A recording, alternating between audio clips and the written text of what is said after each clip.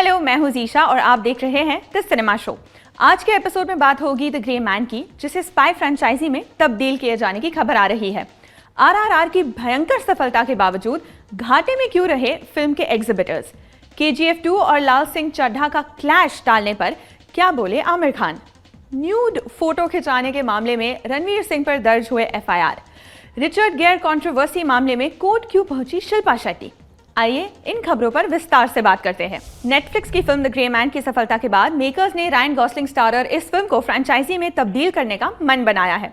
इस फिल्म के सीक्वल और स्पिन ऑफ दोनों पर काम शुरू कर दिया गया है।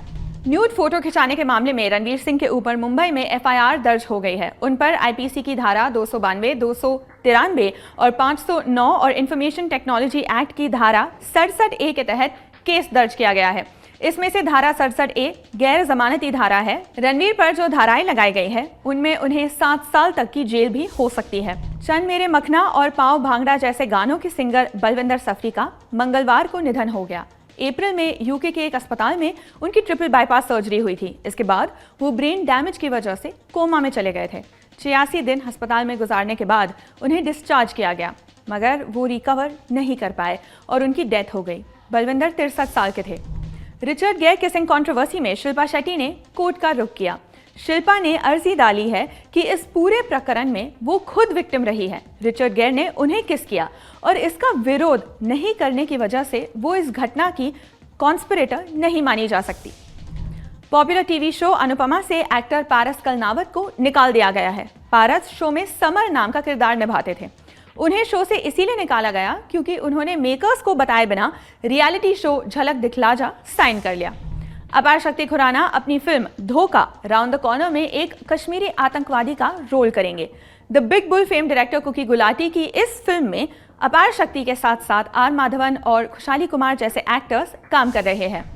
कंगना रनौत के डायरेक्शन में बन रही फिल्म इमरजेंसी में एक्टर श्रेयस तलपरे पूर्व प्रधानमंत्री अटल बिहारी वाजपेयी का रोल करेंगे। इस फिल्म में कंगना इंदिरा गांधी और अनुपम खेर जयप्रकाश नारायण के रोल्स में दिखाई देंगे। अय्यप्पनम कोशियम जैसी चर्चित फिल्म में काम कर चुके एक्टर विनीत तटिल को अटेम्प्ट टू मर्डर केस में गिरफ्तार किया गया है। विनीत ने केरला में एक आदमी के साथ मारपीट की। इसके बाद उस शख्स को अस्पताल में भर्ती करवाना पड़ा। एक्ट्रेस दिव्यांका त्रिपाठी ने सोशल मीडिया पर अपना एक डांस वीडियो पोस्ट किया।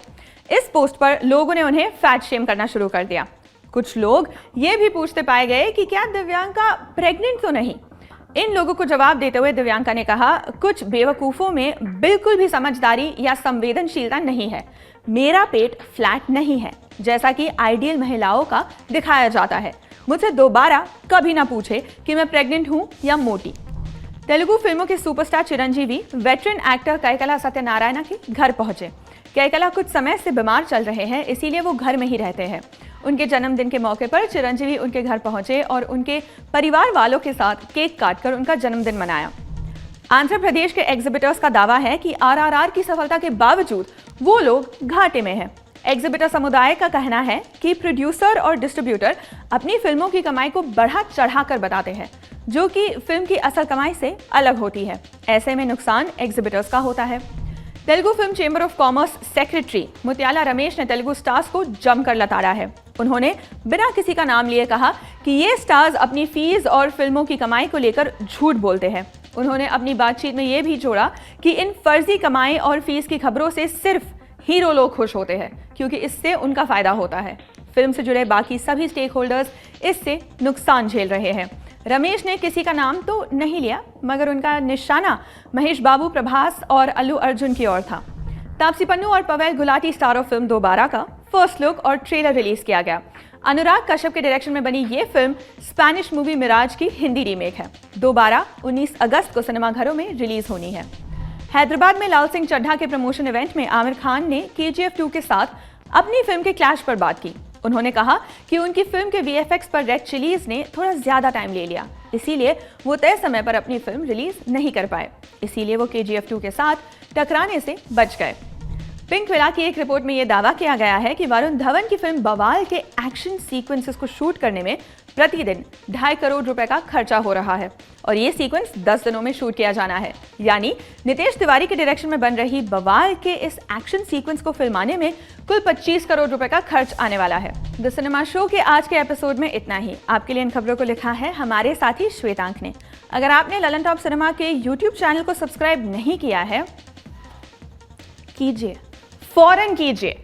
आज की बातचीत यहीं तक। कल फिर मुलाकात होगी, तब तक के लिए take care, good night. South की फंडू फिल्मों का रिकमेंडेशन चाहिए जानने के लिए लाइक और सब्सक्राइब करें ललन टॉप सिनेमा।